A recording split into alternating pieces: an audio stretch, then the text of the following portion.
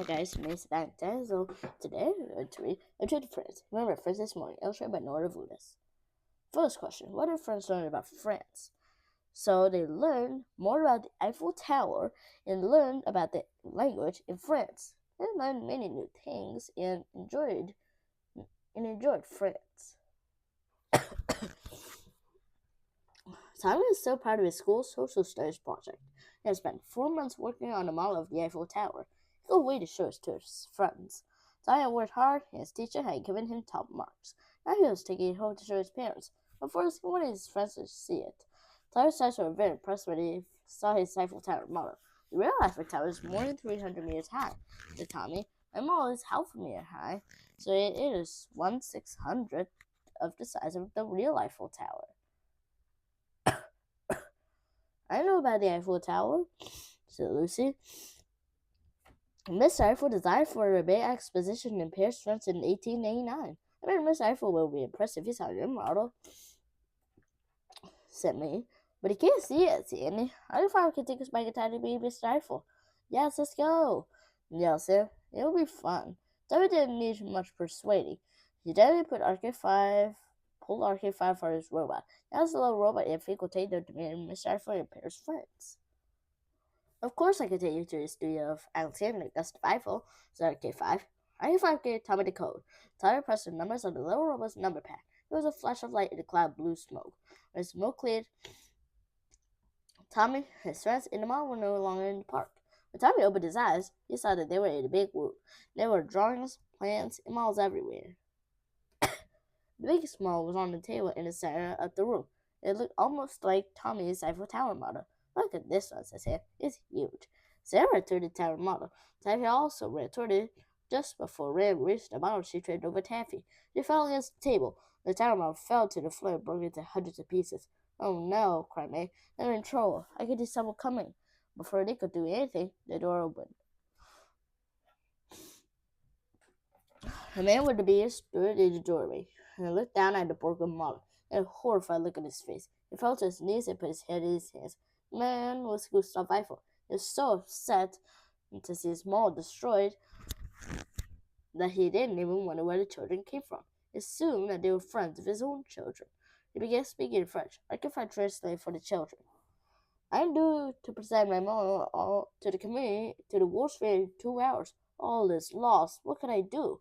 A little voice said, You can take my model if you like. I can find translate as Tommy held out his model for Miss Eiffel to inspect. It is very good, he said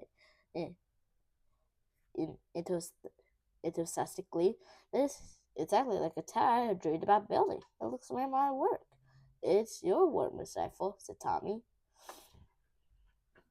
Mr. Eiffel didn't wait for the explanation. He took Tommy's model and rushed toward the door. On his way out, he asked the children to wait in the kitchen until they got back. Tommy led the others out of Mr. Eiffel's studio. They found the kitchen and following the wonderful smell of food. There were 2 children sitting in the kitchen. When they saw Tommy and the others, they smiled and said, Bonjour. RK5 said bonjour meant good day or hello. The French children were delighted to see that his little robot could translate for them. The little boy said, Merci, petit machine. RK5 translated. The boy said, Thank you, little machine. All the children had fun learning new French words, learning new French and English words. Lucy wrote down each new word as they learned it. The children had fun getting to know each other. The boy's name was Edward and the girl's was Claire. When Mr. Eiffel returned, he had a big smile on his face. He told her that the model Tommy had given him made quite an impression on the committee. He was confident that the design would be selected. I just don't understand how you could have a model of design I have seen in my head, said Mr. Eiffel. Tommy didn't try to explain. He said that he was pleased the design impressed the committee. Oh, how rude of me, said Mr. Eiffel. I am not offering you anything to eat. I will ask the cook to make a tasty French meal. After Mr. Eiffel hurried across the room to see the cook, Mr. Eiffel said, I've never tasted French meal. Soon the table was so dishes. It smelled and looked delicious. Bon appetit, said Mr. Eiffel. The waiters filled the place with food they did not recognize. This one tastes wonderful, said May. What is it?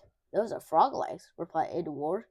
And he stopped laughing when Claire told him that he was eating snails.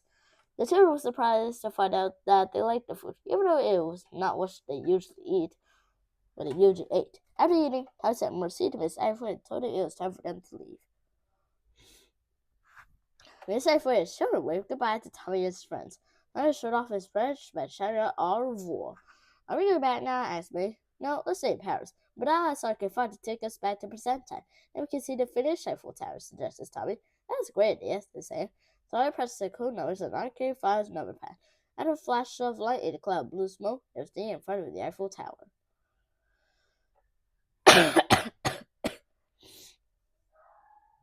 Wow, it's even more impressive than I thought, said Lucy. Listen to a tour guide. She was giving information about the tower.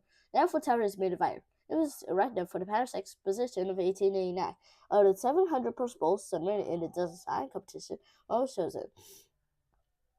It was a creation by the French engineer Gustave Eiffel, said the guy. To continue, it was a tall structure in the water until the Empire State Building was built about 40 years later.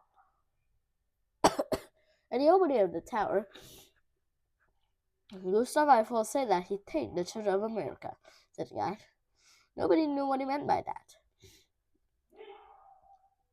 Tommy and his friends laughed. They knew Miss Eiffel thanked her for them. Miss Eiffel also designed the iron skeleton inside the Statue of Liberty. The guy continued. The statue was a gift to the people of America for the people of France. As I studied visit to France, it was time to return home. Within seconds, I could find her transported back to the big blue bench in the park.